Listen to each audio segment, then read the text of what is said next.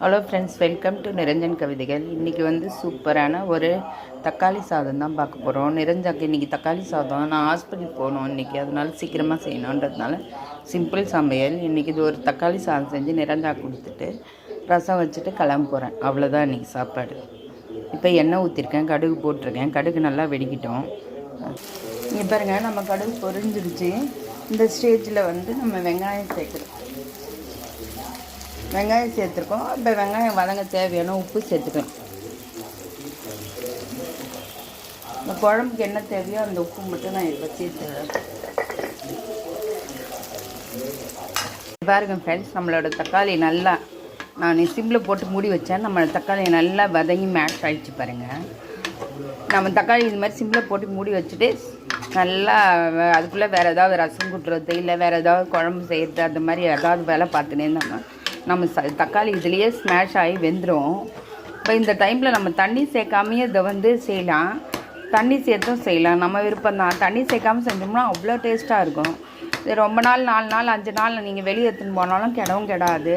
இந்த மாதிரி மெத்தடில் தக்காளி சாதம் செஞ்சு தக்காளி தொக்கு செஞ்சு எடுத்து போனீங்கன்னா 4-5 நாள் ஆனாலும் நீங்கள் டிஃபனுக்கு சபரிமலை யாத்திரை போகிறவங்க உங்கள் வீட்டில் இல்லை நீங்களே ஒரு டூர் போகிறீங்கன்னா இந்த மாதிரி மெத்தடில் தக்காளி சாதம் செஞ்சு எடுத்துன்னு போங்க.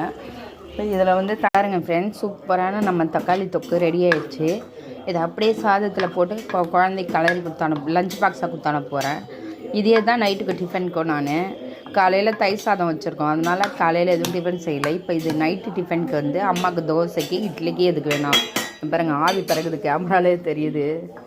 சூப்பராக கலர்ஃபுல்லாக இருக்குது பாருங்கள். சிம்பிளான முறையில் நம்ம தக்காளி குழம்பு நல்லா ரெடி ஆகிடுச்சு. செம்ம டேஸ்ட்டாகவும் இருக்குது, கலர்ஃபுல்லாக. நான் சாம்பார் பொடி கொஞ்சம் சேர்த்துருக்கேன், கொஞ்சமாக ஒரு 1/2 ஸ்பூன் மட்டும் இதில் தனி மிளகாத்தூள் சேர்த்துருக்கேன்.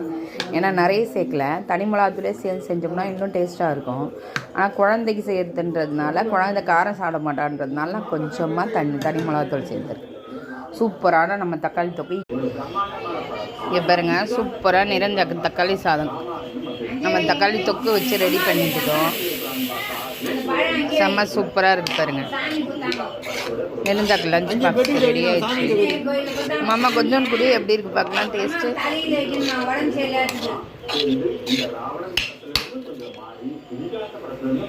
இங்கே பாருங்க, கொஞ்சோண்டு வாங்கி பார்க்குறாங்க. செம்ம டேஸ்ட்டாக இருக்குது தக்காளி சாதம்.